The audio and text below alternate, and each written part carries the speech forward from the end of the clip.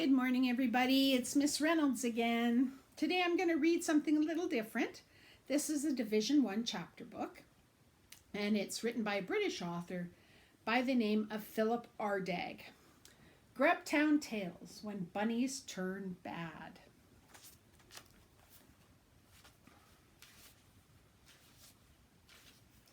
A bit about Grubtown. You won't find Grubtown on any maps.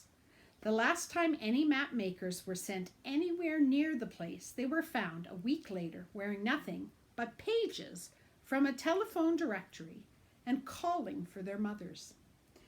It's certainly a town, and certainly grubby, except for the squeaky clean parts. But everything else we know about the place comes from Philip Ardagh, town resident and author of these tales. There's a little picture of Grubtown.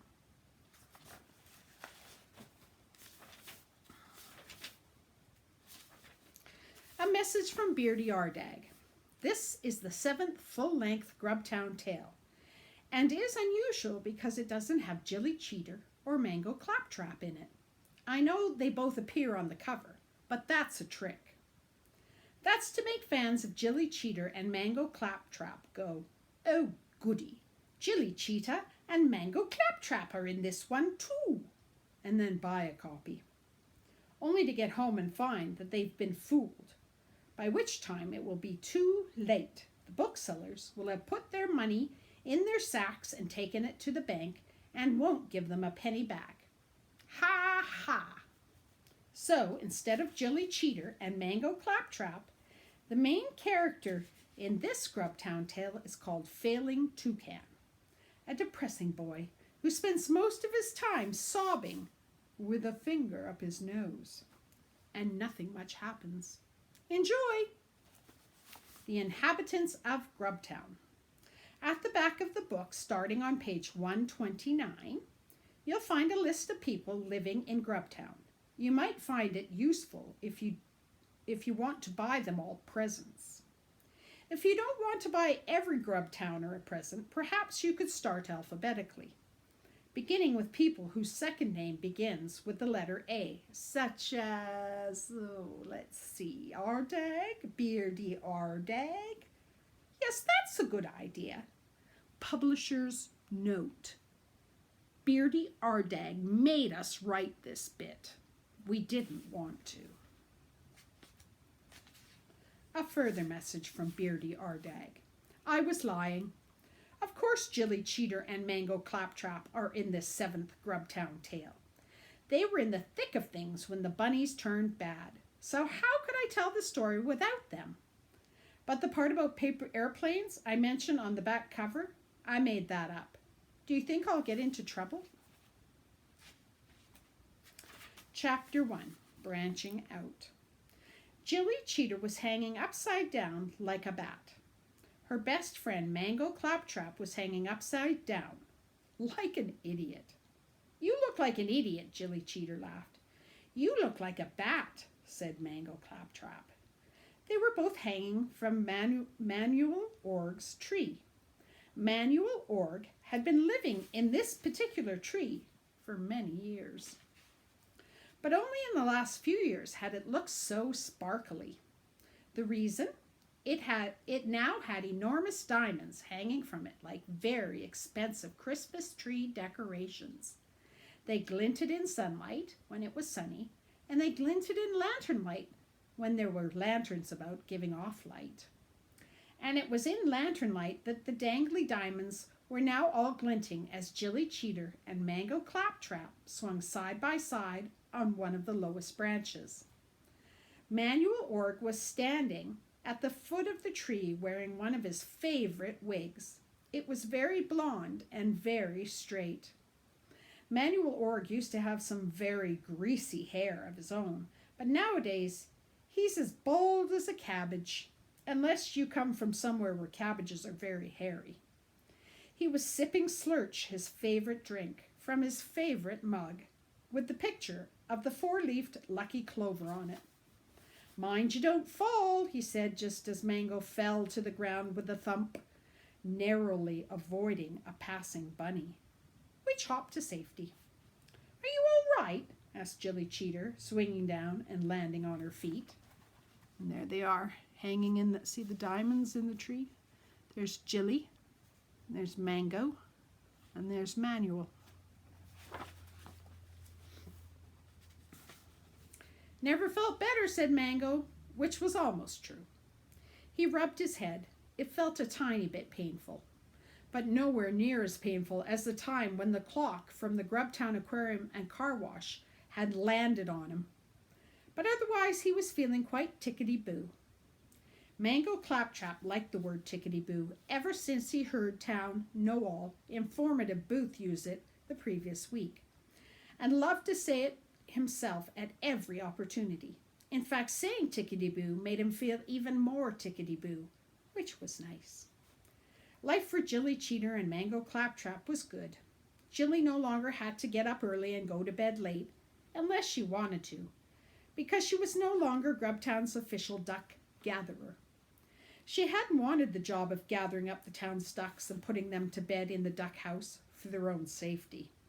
Her dad had sent her to the council offices to complain about their neighbors having a cane toad living in their compost heap and they're not having one for themselves. But she'd gone through the wrong door, which is easily done. Most of the doors inside the town hall look very much like the other doors, except for the ones which Mayor Flabby Gomez has to go through a lot. These ones are double doors. Even though he's not as big as his dad, Big Man Gomez was, he's still impressively W-I-D-E. Jilly Cheeter had ended up in the office of Rambo Sanskrit, Grubtown's official job-giver-outer, and, before she could say, "Actually, I'm here about an amphibian," she'd found herself being handed a duck call whistle and the key to the duck house, and so had begun her time as guardian of the town ducks, mainly protecting them from the evil doings of the duck-hating fox family. But that was then, and this was now.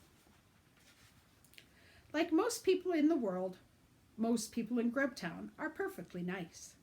They may be annoying sometimes, by talking when you wish they'd be quiet, sitting in silence when you want a good natter, trying to force bowls of nourishing soup onto you when all you want to do is sit quietly in the corner, sucking the end of your tie, spending too long stroking the guinea pig when they know it's your turn now, and treading on your beard.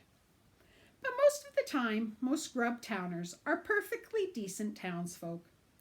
I'm not including the Fox family, of course. They drive me bonkers. No, they drive me more than bonkers. They drive me up the wall, stop for petrol, start off again, pulling straight out into traffic without looking left or right, then drive me all the way to bonkers and back again. Here, let me draw you a diagram. Here he is. He's going bonkers. See, over the wall. And then... oh, I think I went backwards, didn't I? No, I didn't. No, I didn't. There he is, back at bonkers. This is petrol, so what would we call that? Gas, right? He stops for gas. See? But the most annoying person by far, and no one in Grubtown would argue with me on this point, except perhaps the man himself, is Wide Brim Petty Mandrake. Petty Mandrake used to be married to Mrs. Petty Mandrake, but one day she finally had enough and ran out of the house, never to return. She didn't even hang around long enough to pack a bag in case Wide Brim Petty Mandrake appeared and suddenly started complaining about the color of water, or how trees weren't as good as they used to be, or how bunnies' tails don't really look as white and round and fluffy as they do in cartoons. Instead, she grabbed just two things: her collection of interesting matchbooks, not to be confused with matchboxes, and their son, Tie Pin. Wide Brim Petty Mandrake didn't miss the matchbooks, not to be confused with matchboxes. He'd always worried that they might be a fire hazard and end up burning the whole house down, but he did miss Tie Pin. Fortunately, the boy comes to visit his father in Grubtown quite often. Fortunately for Grubtown, young Tie Pin Petty Mandrake is nothing like his dad. It was Tie-Pin Petty Mandrake who ambled into view, hands in pockets, as Jilly Cheeter, Mango Claptrap, and Manuel Org stood bathed in lantern light at the foot of the glinty tree. He just wandered across a patch of scrubland officially called the Waste of Space, but known by us locals as the Patch, which on the evening in question seemed to have rather a large number of big white bunnies lopping around in it. Next, he'd crossed the not quite so new flimsy bridge, so was feeling a little queasy. Even when the wind is as weak as it was that day, like a really puffed out smoker, Flimsy Bridge moves in a rather worrying way. I've lost a lot of weight since I wrote the first of these Grubtown tales, and at the time of these events, I was over 5 stone lighter than I was back in the days when Manuel Org was the most repulsive man in town. But even as the new lighter weight Beardy Ardagh, you wouldn't catch me crossing Flimsy Bridge. I have a nasty feeling that there'd be that moment, popular in cartoons, when I'd look down, suddenly realize that the bridge had fallen away, see that I was walking in midair, and then fall through the sky with an "Ah!" Tie-Pin Petty Mandrake was made of sterner stuff. "Hi, Jilly. Hi, Mango." "Hello, Mr. Org," he said. "Hello, Tie-Pin," said Manuel Org. "When did you get back in town?" "Last night," said Tie-Pin Petty Mandrake. "Mr. Grumbly picked me up from the airport." As well as being the father of the well-known Grumbly girls, the terrible singing sisters, Chester Grumbly is also one of Grubtown's finest taxi drivers. He knows where most places are. He doesn't overcharge, and, unlike that woman with the hairy knuckles who drives for dump cars, he doesn't eat Chinese meals at the wheel whilst driving. Dump is the name of our second nearest river, if you don't count the River Wurty, which we don't, in Grubtown, because it shares its name with the village of Wurty, which isn't as good as our town. "How's your mum?" asked Jilly Cheeter. "Fine, thanks," said Tie-Pin Petty Mandrake. "She's learning to make pots." "That's useful," said Mango Claptrap. "You can never have too many pots." "We have 347 of them," said Tie-Pin, "so far. And not all of them leak." "Great," said Mango Claptrap. "Brilliant," said Jilly Cheeter. "So what have you guys been up to since I saw you last time?" asked Tie-Pin. "Have you two been given any more medals by the mayor lately?"